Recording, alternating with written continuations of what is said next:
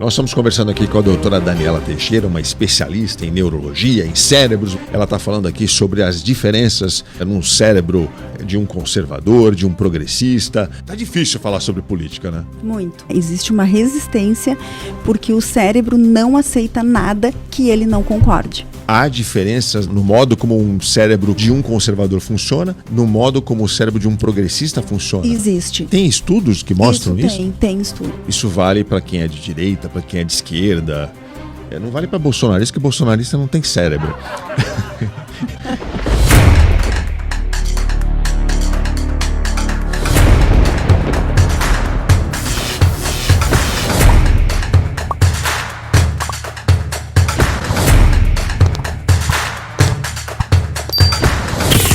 Alô, alô, pessoal que acompanha o canal A Grande Verdade. Estamos de volta para mais uma edição deste programa que sempre traz entrevistas bacanas com gente que tem propriedade para falar, assuntos relevantes, conhecimento comprovado para dividir com você, compartilhar com todo mundo que nos segue. Aliás, antes de começar a entrevista, antes de apresentar a entrevistada, que você já está vendo, é bonita entrevistada, não?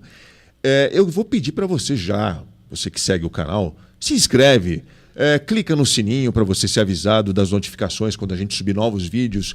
Compartilha esse vídeo, pega o URL do vídeo aí, compartilha esse vídeo com seus amigos, nos seus grupos de WhatsApp, porque o papo aqui vai ser muito interessante. A gente sempre traz aqui, você que conhece o canal, políticos, cientistas políticos, analistas políticos, comentaristas políticos, economistas, professores, gente famosa já veio falar com a gente aqui. Mas hoje a gente vai ter uma entrevista diferente, porque quem está sentado desse lado aqui não é política, também não é comentarista político. É comentarista política? Não. Analista política? Não. Professora de política? Não. Também não. Ela é o quê? Você é o quê mesmo? Neurovascular. Médica. Temos uma médica sentada aqui na mesa da Grande Verdade, uma especialista em cérebros. Exatamente. Posso dizer isso? Pode dizer isso. E aí você está assistindo aí, o que vocês estão falando? Vamos falar de cérebro agora? Vamos falar de doença? Não. Um pouco, acho que tem um pouco a ver com doença. Mas é assim, a nossa entrevistada é a doutora Daniela Teixeira. Tudo bem, Daniela? Tudo ótimo, prazer estar aqui com vocês. Parabéns pelo canal. Obrigado. A Daniela veio de longe, vocês já devem ter notado pelo sotaque. Veio do Rio Grande do Sul, de Santa Maria. Santa Maria. Para falar com a gente. Chegou hoje, né? Hoje. Chegou exatamente hoje. É uma honra e eu primeiro preciso agradecer o esforço e o empenho de você ter vindo até aqui nesse horário. Pegou trânsito aqui em São Paulo, mas conseguiu estar aqui com a gente. Como eu disse, uma especialista em cérebros, uma especialista em neurologia. A Daniela Teixeira, ela é bastante conhecida nas redes sociais. Ela tem um Instagram muito bacana que eu já vou recomendar já para você seguir, que é o Daniela Teixeira .neuro. Daniela Teixeira .neuro é o arrobinha da Daniela. Você vai encontrar lá vídeos dela falando como médica, mas tem alguns vídeos muito bacanas que eu espero que seja uma série que ela não vá parar logo ou tão cedo. Que são alguns vídeos, alguns posts que ela fez falando sobre como funciona o cérebro no debate político. É isso, não é isso? Exato. Eu vi, achei interessantíssimo. Vou mandar uma mensagem aqui, vou convidar, vamos ver se ela vem. Convidei e ela veio. E veio falar com a gente exatamente sobre isso. Daniela, primeiro parabéns pela iniciativa de falar sobre política dentro da tua especialidade. Porque eu acho que é importante que todo mundo fale cada vez mais sobre política. Esse canal estimula a conversa, o debate político. Não importa o lado, não importa o seu espectro ideológico. Eu acho que todo mundo tem que conversar mais sobre política, porque política é o que vai ajudar o Brasil a ser um país melhor. A gente acredita nisso, a gente fala muito sobre isso aqui. Mas eu queria falar especificamente sobre os seus posts e o conteúdo que você colocou ali no seu Instagram, em que você apresenta um jeito de entender o debate político atual no Brasil. Tá difícil falar sobre política, né? Muito difícil. Você sente isso também? Você tem amigos, parentes com quem Sim. você tenta falar sobre política e Não há como. não vai? Não. As pessoas, elas não conseguem dialogar. Elas têm um bloqueio. Na verdade, elas têm uma resistência. Né? Existe uma resistência porque o cérebro não aceita nada que ele não concorde. Olha aí. E ele... Você já sentiu algo parecido? É sobre isso que nós vamos falar aqui hoje. sobre esse bloqueio, esse fechamento. Eu tento falar com algumas pessoas, já tentei, né? Eu confesso que eu já desisti, porque tem gente que você não consegue argumentar com fatos, com explicações, livro. Olha, eu tenho livro aqui falando sobre isso que você está discutindo aí. E a pessoa se recusa a entender, a ouvir o outro lado. Exatamente. Por quê? Por que isso acontece, doutora Daniela Teixeira? Isso acontece porque a emoção, ela chega primeiro no cérebro do que a razão. Qualquer estímulo sensorial e emocional, ele vai ir diretamente para a amígdala cerebral. Muito rapidamente, milissegundos, e ele já está na amígdala, passando pelo tálamo. Diferente da área frontal, pré-frontal, que é a área da razão. Então, primeiramente, tu vai reagir, tu vai ter uma reação e depois tu vai pensar na reação. Por isso que as pessoas se arrependem de muitas situações, né? Porque existe um impulso.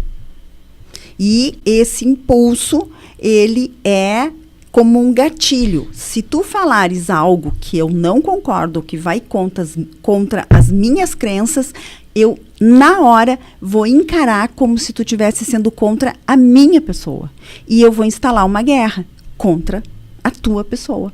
Porque eu vou entender que isso é pessoal. Isso não é político. Isso é pessoal, é entre nós dois. E aí as coisas não conseguem avançar, porque não há diálogo, né? O cérebro, ele entra em confronto, ele entra em guerra e aumenta o nível de cortisol, que é o hormônio do estresse, e da adrenalina. E não há fatos, não há argumentos, não existe o que seja falado que possa mudar isso. Isso vale para todo mundo? Para todo mundo, isso vale para todo mundo, sem dúvida. Independentemente de lado, se é direita, se é esquerda, é uma todos. reação natural do cérebro? É uma reação natural do cérebro que pode ser trabalhada, né? Por quê? Porque nós sabemos que existem muitas situações que podem fazer com que nós tenhamos mais parcimônia nas coisas, né? E isso vai depender do quê? Vai depender do quanto tu entende aquilo que a pessoa está falando e tu consegue analisar antes de reagir.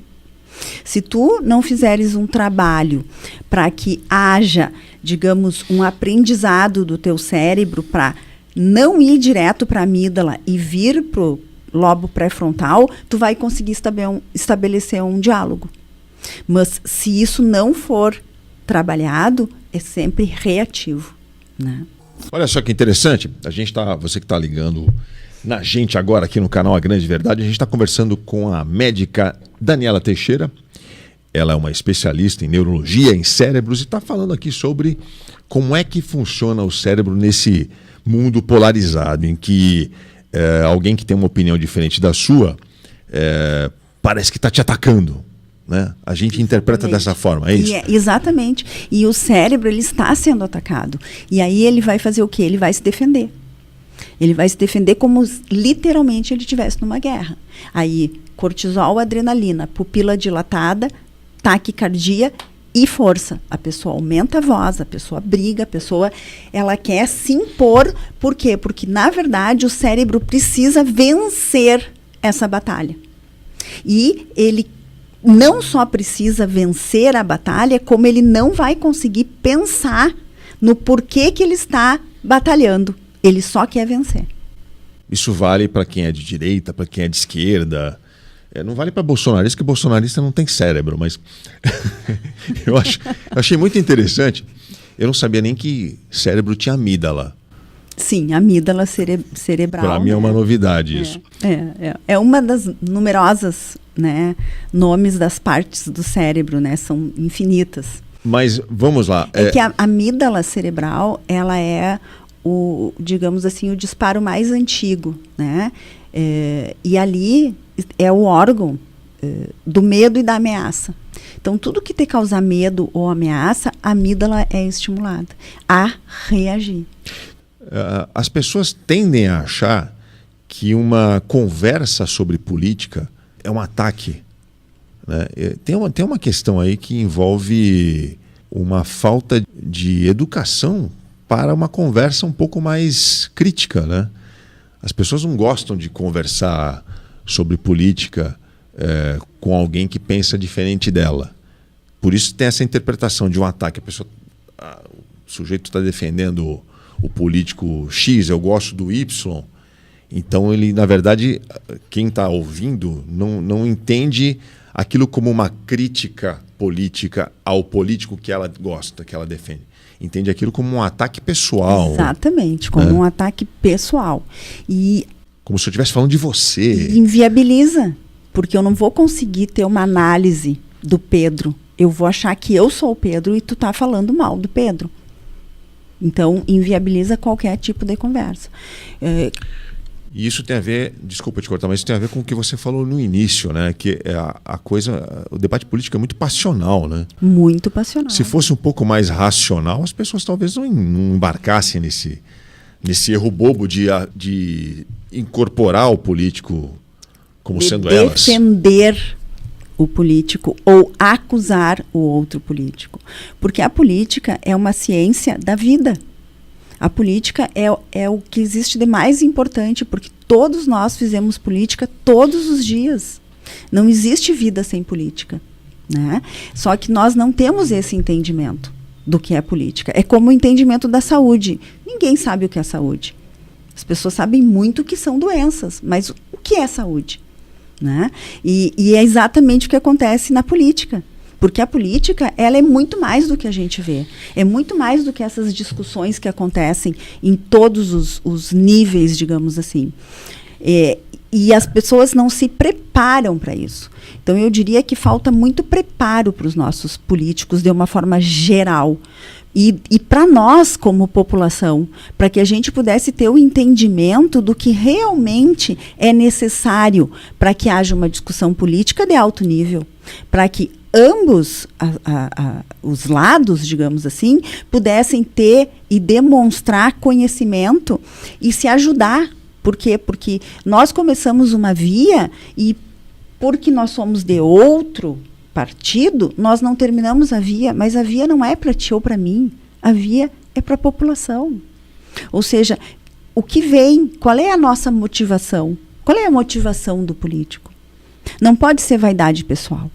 A motivação do político tem que ser o povo dele. Quer dizer, tu tem que olhar para aquela população e dizer assim, poxa vida, olha só, está todo mundo comendo, está todo mundo tomando água boa, todo mundo tem esgoto, todo mundo tem estudo. Isso é bater no peito e dizer, poxa vida, eu faço acontecer. E não eu querer ter a glória, me vangloriar de que eu fiz algo e que o Pedro não fez. Quer dizer, não importa quem fez. Importa é que as pessoas vão se beneficiar com isso. E o país todo ele vai crescer. As pessoas vão crescer em conhecimento, as pessoas vão crescer com sabedoria para fazer boas escolhas. E as escolhas boas vão levar ao exemplo bom, porque os pititicos vêm aí. E esse monte de pititico são as pessoas de amanhã, são nós de amanhã. E essas pessoas, elas precisam ser embasadas, elas precisam ter bons exemplos, elas precisam olhar e ter confiança, acreditar que a gente pode sim trabalhar, que a gente pode colher, e não briga, e sim juntar as pessoas. Mas está difícil isso hoje em dia, né? Porque, aliás, não, pode falar. É porque não existe algo que chame os políticos, né, ou pelo menos a maioria, ou enfim, para entender o cérebro deles mesmos. Se nós parássemos e entendêssemos o que acontece com o nosso cérebro, nós poderíamos aprender e fazer as coisas melhor do que a gente faz, né? Porque o estresse, essa vida completamente louca que todos nós temos, isso leva cada vez mais ao desgaste cerebral. E o desgaste cerebral leva a más escolhas, más decisões, né? Então, se nós parássemos, fizéssemos uma pausa a respeito de qualquer situação e conseguíssemos falar com o lobo pré-frontal, deixando a amígdala de lado, nós teríamos condições de discutir. E aí, então, chegar a um ponto mais comum do que seria bom nesse momento, ou no momento futuro, ou no momento passado, para determinada região ou para determinada pessoa. Poxa, você está quase salvando, né, a pele dos políticos quando você explica dessa forma, porque dá a entender que muitas vezes um político pode cometer más ações por conta dele não compreender o funcionamento do próprio cérebro. É a falta de autoconhecimento, né? Por quê? Porque se tu consegue ter um autoconhecimento, tu é capaz, e um político, ele é muito importante, porque ele move massas, né? Ele é uma pessoa que é o exemplo para muitas outras pessoas. Então, tu imagina o quanto essa pessoa, ela deveria ter um autoconhecimento e deveria ter um comportamento de acordo com as situações e as escolhas que ela faz, né? Independente de direita, esquerda, preto, branco, né? Isso na verdade é a pimenta, né? Mas nós estamos falando do comportamento cerebral frente às diferentes situações da vida. E no Instagram a gente pode analisar muito bem que, independente do lado, eles falavam as mesmas coisas de um e do outro, né? Então, e se nós fôssemos analisar de uma forma justa, existem muitas coisas boas de um lado e muitas coisas boas do outro, e existem muitas coisas ruins daquele mesmo lado e muitas coisas ruins daquele outro mesmo lado. Por quê? Porque precisaria haver um filtro. Sim. Talvez. Porque o que tu me chama de gorda e eu te chamo de gordo, quer dizer, tu é a gorda ou eu sou o gordo? Na verdade, a gente nem sabe do que a gente está falando, a gente só está se agredindo. Mas isso muito por conta também do mundo em que a gente vive hoje, dominado pelas redes sociais, né? As redes sociais, elas promovem a discussão inútil, agressiva, o discurso de ódio. O ódio engaja, né, nas redes sociais, o ódio dá mais audiência nas redes sociais. Então, como política é um tema muito inflamável, né, você discutir política de forma agressiva, selvagem, burra, né, é uma coisa que acaba vencendo, né, nos dias de hoje. Aliás, nós vamos falar já sobre redes sociais, porque eu quero saber de você se as redes sociais deixam a gente mais burro, se elas fazem mal para o nosso cérebro. Quero saber a sua opinião. Mas ainda voltando à questão da polarização política e essa coisa da direita, esquerda, fisiologicamente falando, doutora Daniela Teixeira, especialista em cérebros, fisiologicamente falando, tem diferença um cérebro de um conservador, de um cérebro de uma pessoa mais progressista? Na verdade, não existe uma diferença celular, mas existe uma diferença de ativação, né? Então, o que é ativação? Ativação. O cérebro mais conservador, ele ativa mais a amígdala cerebral, que está relacionada a essa questão do medo, né? Então, fazer o que vem sendo feito, né? O cérebro mais progressista já ativa mais a região do córtex pré-frontal, né? Que está, digamos, disposto a algo novo, né? E aí também vem a questão dos neurotransmissores, né? A dopamina, ela também está um pouco mais relacionada à questão do algo novo, né? A ativação dessas áreas cerebrais, né, é que vão fazer a modificação de um cérebro ou do outro. Mas, na realidade, quando existe o confronto, os dois cérebros, tanto direita quanto esquerda, eles reagem da mesma forma, né? Porque existe uma ameaça àquilo que eles acreditam. E como o cérebro não sabe a diferença do que realmente é verdade, do que não é, ele entra em confronto. E guerra, literalmente guerra. Então, deixa eu ver se eu entendi. Na hora do debate, os dois cérebros funcionam da mesma maneira. Da mesma Há maneira. Uma guerra a ser vencida ali. Exato, porque eles estão confrontando a crença individual. Mas no dia a dia, há diferenças na dinâmica, no modo como um cérebro mais conservador, o cérebro de um conservador funciona, no modo como o cérebro de um progressista funciona. Existe, porque as áreas... Isso aí tem estudos que mostram isso? Tem estudos. É que mesmo? mostram. Eu não sabia disso. É bem interessante Muito isso, interessante. Né? É bem interessante. Porque uma pessoa progressista estaria mais aberta A mudanças, e na verdade... testar coisas novas. Exato, testar coisas novas ou fazer diferente. E o conservador não. E o conservador não. E essa diferença na postura ativa regiões diferentes do cérebro. Isso, e consequentemente, neurotransmissores diferentes. Né? Então, isso explica por que falar em política independente de lado é tão difícil para muitas pessoas. E para outras, como se fosse algo defensivo, não, eu nem vou falar. Não, esse assunto eu nem falo. Eu não discuto. Né? Por quê? Porque ela já sabe que ela vai ter uma performance inadequada, talvez para o padrão dela, e ela nem discute, porque ela não vai conseguir discutir com elegância. Ela vai acabar guerreando. Muito interessante. Nós estamos conversando aqui com a doutora Daniela Teixeira, uma especialista em neurologia, em cérebros, você já percebeu.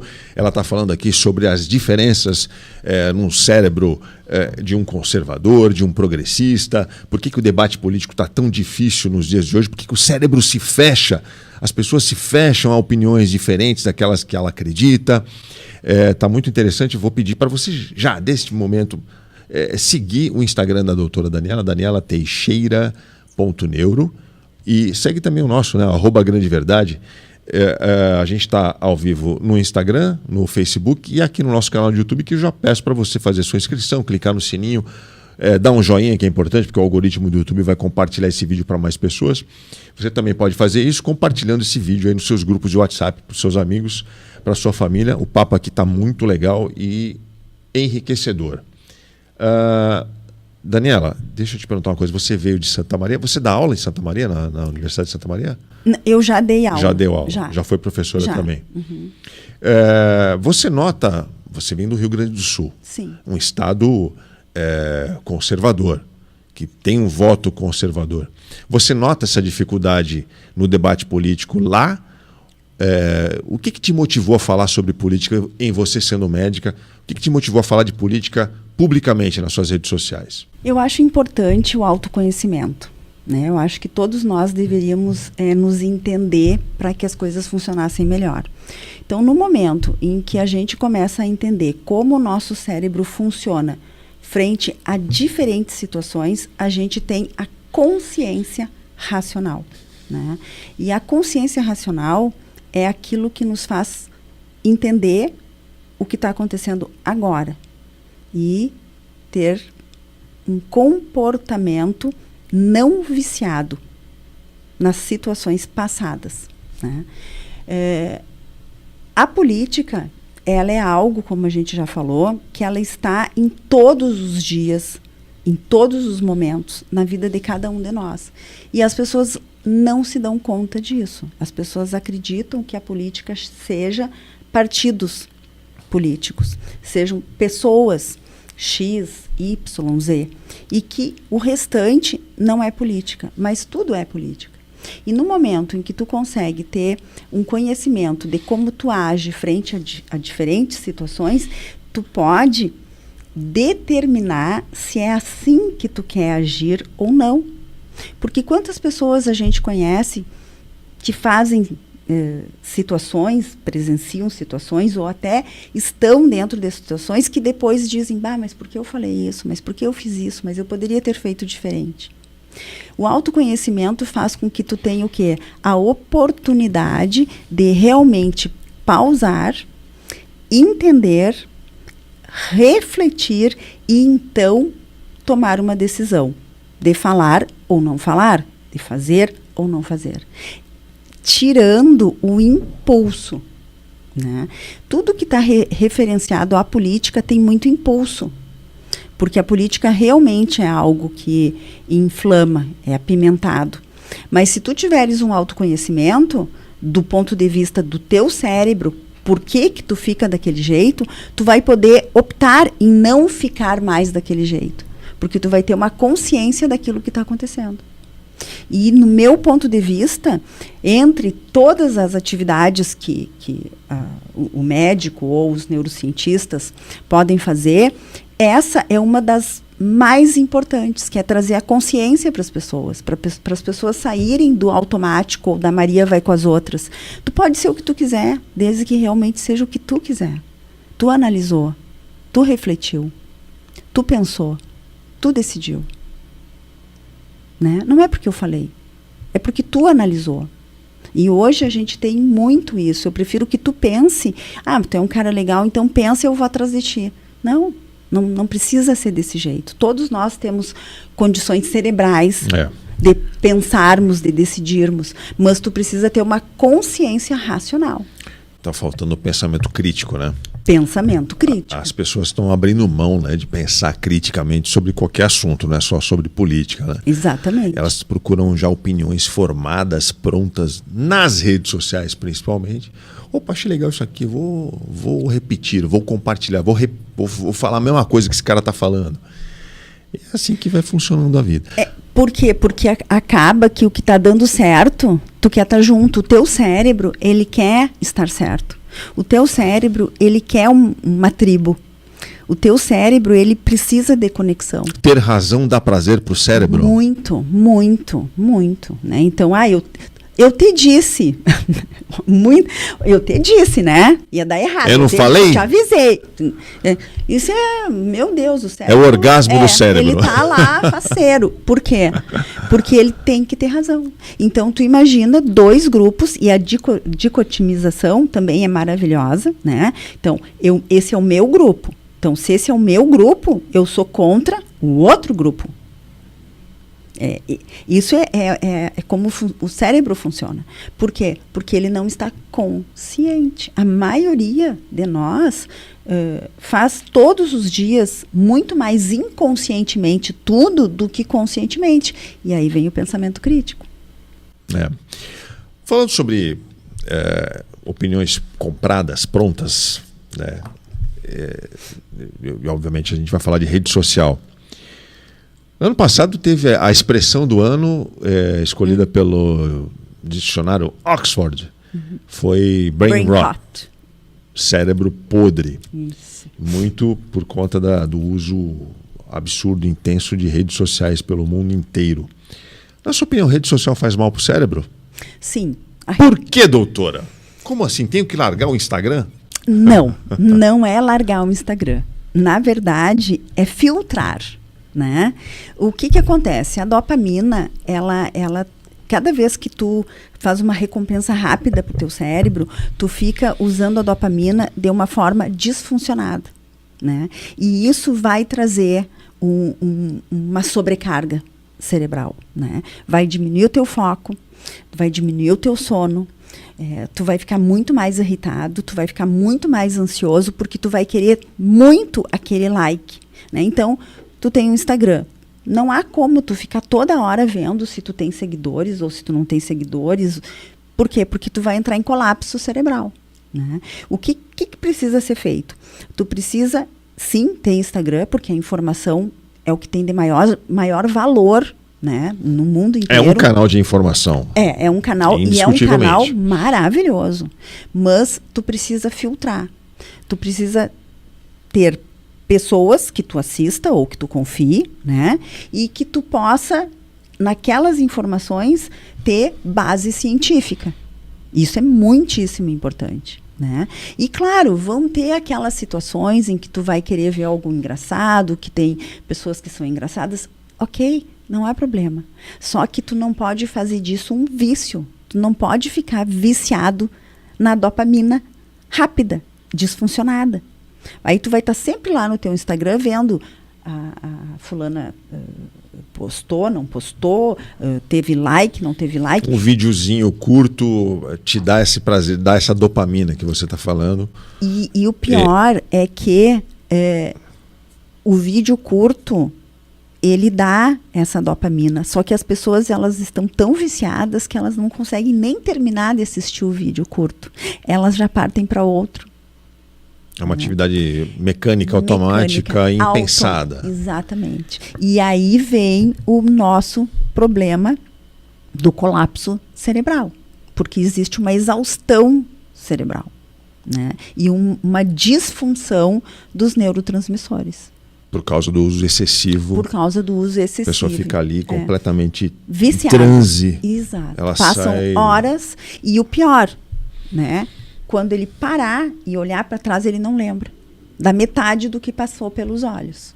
Isso é um problema grave, né? É um problema grave. Porque que afeta principalmente os mais jovens. Tem uma multidão de adolescentes aí que eu tenho muita preocupação com a próxima geração de profissionais que a gente está produzindo, né, no mundo, né?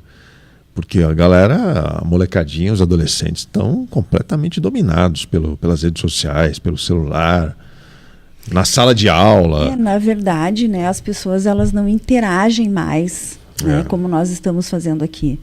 Quer dizer, então, nós poderíamos ter feito essa entrevista online, sem dúvida. Mas assim, ó, a satisfação de estar aqui, ela é muito maior. E é uma pena que essa geração ela não conheça isso. Porque ela conhece a satisfação do celular. Mas a satisfação do olho no olho, né, do bom dia, do boa tarde, do abraço, né, de conhecer alguém, de conhecer um lugar, de estar com pessoas, isso é extremamente de melhor qualidade. Não só para o cérebro, mas para o corpo inteiro, para a vida da pessoa, né? Doutora Daniela, os videozinhos curtos, você já falou, dão prazer, né, a dopamina e tal. Mas o vídeo do político também provoca isso? Há vídeos de políticos que são compartilhados aí em números que a gente até fica em dúvida se são verdadeiros, porque tem político aí com milhões de compartilhamentos, milhões de likes nos seus vídeos. É isso aí. É prazer que explica isso? Não, é o grupo. É a paixão irracional? É o grupo. São os grupos. Existe uma guerra de quem tem mais. Quem tem mais razão? Quem tem mais razão, quem tem mais eleitor, quem tem mais seguidor, quem tem mais tudo, né? Porque são os grupos. Então, se tu não tá comigo, tu tá contra mim. Ah, pronto. Então, eu já vou mandar o meu vídeo para todo mundo que eu puder resgatar para ficar do meu lado. Então, dentro desse movimento, o vídeo acaba sendo mais compartilhado. Exato. Estou mais aliviado. Achei que o vídeo do Nicolas Ferreira despertasse algum tipo de prazer nas pessoas que estão assistindo aquela porcaria.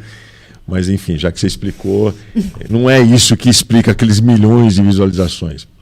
Tem outras coisas que explicam também, que o marketing digital explica bem. Deixa eu te perguntar uma coisa. Eu vi no seu Instagram, você fala bastante também sobre Alzheimer. Sim. Alzheimer é uma doença conhecida há pouco tempo, não é? Estou falando besteira. Não. Não é uma doença nova, mas as informações sobre o Alzheimer são relativamente recentes, não são... É porque antes a gente, né, popularmente usava outras expressões, né? Então, ele está um pouco caduco. Entendi. Né? Tá. Mas o Alzheimer, ele cresceu muito por conta da longevidade. Né? Eu ia te perguntar isso. Nos dias de hoje... Há mais casos de Alzheimer ou a impressão? Não, há mais casos de Alzheimer. Primeiro porque as pessoas estão vivendo mais. Né? As pessoas estão vivendo mais. E segundo, porque esse é um diagnóstico que todo mundo se preocupa. Porque é uma doença incapacitante. Né? E que nós todos temos essa preocupação. Porque a perspectiva de que a gente chegue aos 80, ela é muito maior. Então, nós precisamos ter qualidade para chegar aos 80. Né? E isso é uma preocupação de todos. O Alzheimer é evitável, doutora? O Alzheimer é evitável, sim. Como? Bom, o que é o Alzheimer? Atenção, você que está assistindo aí, o que você deve fazer para não desenvolver o Alzheimer? A primeira coisa para não desenvolver o Alzheimer é manter as atividades físicas e as atividades cerebrais, né? Existe um complemento muito grande do exercício físico, né, e do músculo na produção da miosina com o neurônio. Esse estímulo faz com que o neurônio se desenvolva, entre aspas, né? E então nós vamos ter uma prevenção do Alzheimer. Existem outras situações. Você está falando em musculação? Eu estou falando em musculação. Fazer musculação é bom para o cérebro? Muito, muito. Musculação, aeróbico, né? Toda atividade aeróbica é boa para o cérebro, né? Qualquer atividade física é boa para o cérebro. E, principalmente, atividades novas, né? Qualquer atividade de aprendizado, né? Por quê? Porque o cérebro, ele precisa de desafio. Nós precisamos de desafios cognitivos, né? O que são desafios cognitivos? São coisas que eu não sei fazer, mas que eu posso aprender, né? E aí vem a curiosidade, aí vem, digamos, eu não gosto dessa palavra, mas vou utilizar a preguiça mental, né? A procrastinação. Ou seja, se tu tem um cérebro que está sempre à procura de novidade, um cérebro curioso, um cérebro que consegue fazer as coisas e estar ligado, esse cérebro é um cérebro que provavelmente vai ter uma menor possibilidade de Alzheimer. Aí vem outras situações que são tão importantes quanto o sono, né? Nós sabemos que durante o sono é onde ocorre toda a limpeza do nosso cérebro, né? E hoje já se sabe, está comprovado que a deposição de proteína beta-amiloide no cérebro é o grande causador do Alzheimer, né? Entre outras situações e outras demências. E essa proteína, ela se acumula ali porque a pessoa dormiu mal?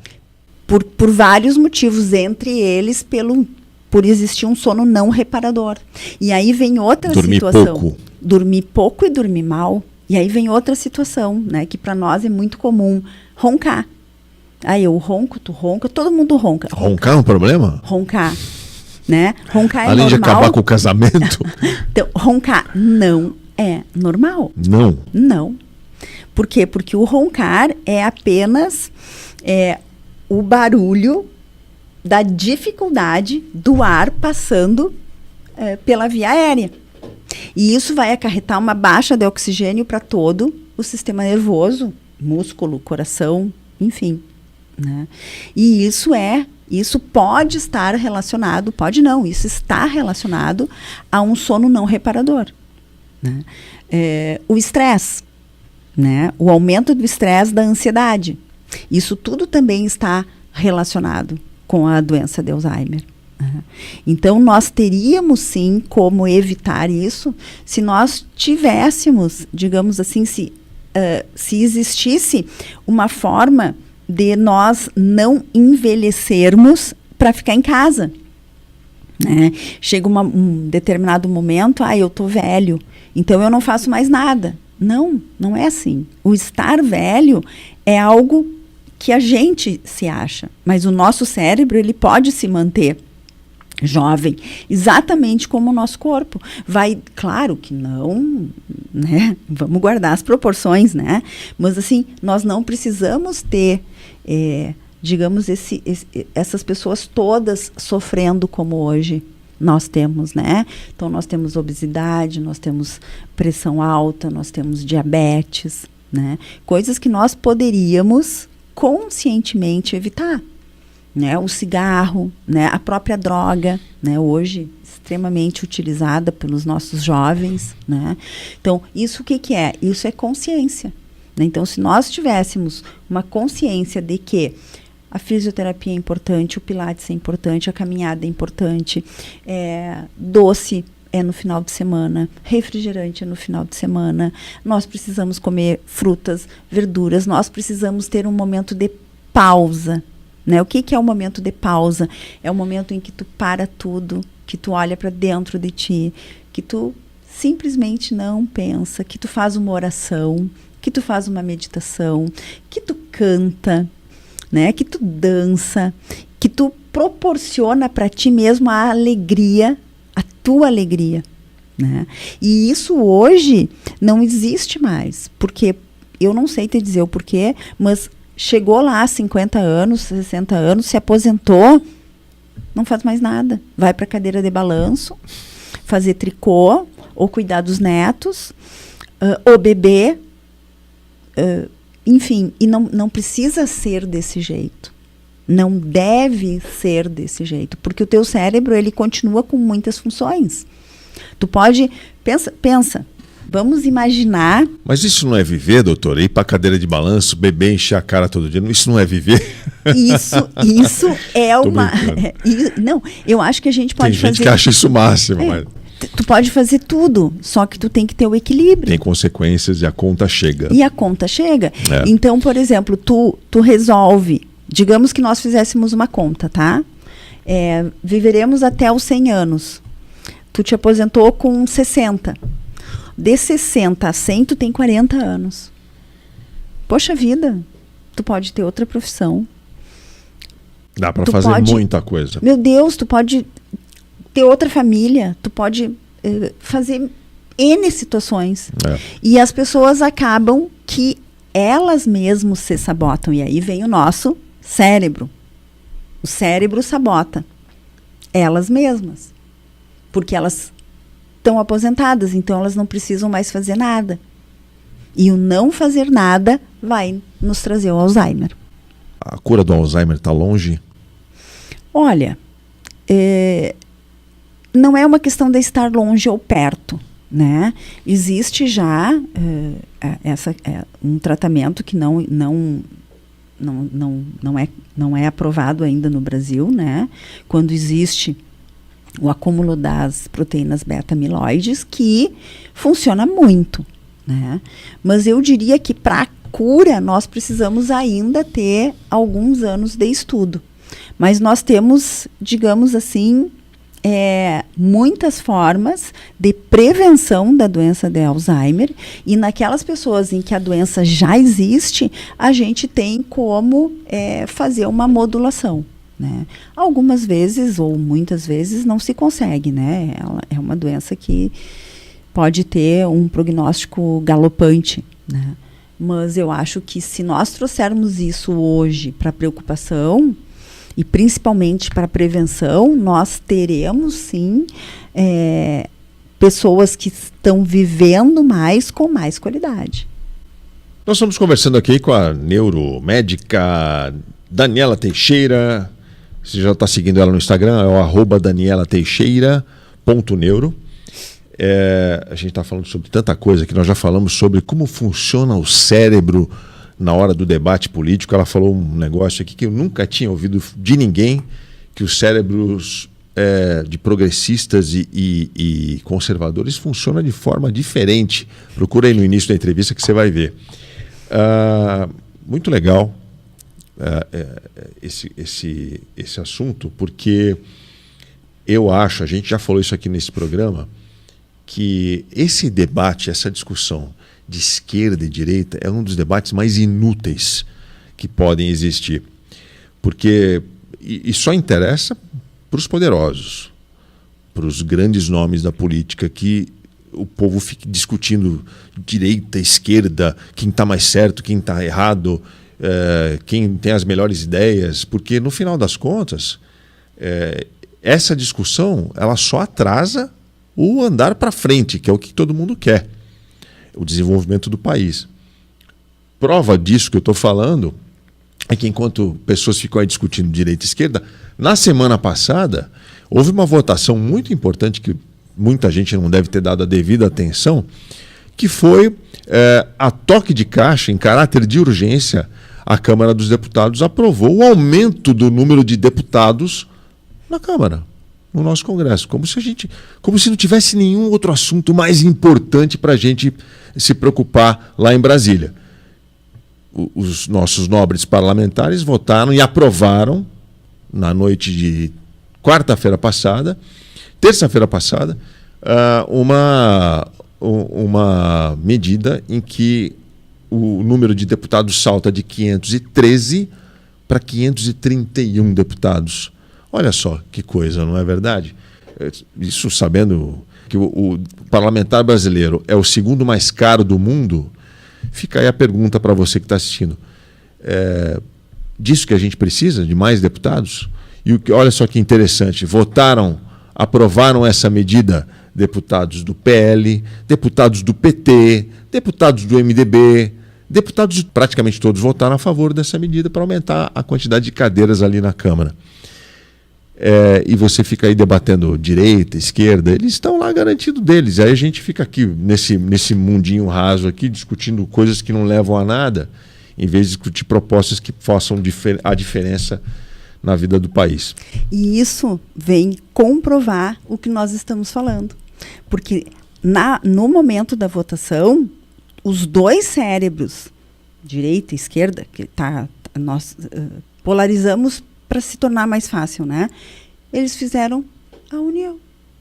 Sim, quando interessa... Ou seja... vamos votar aqui a favor, vamos aumentar a quantidade de deputados. Porque o que é importante dizer?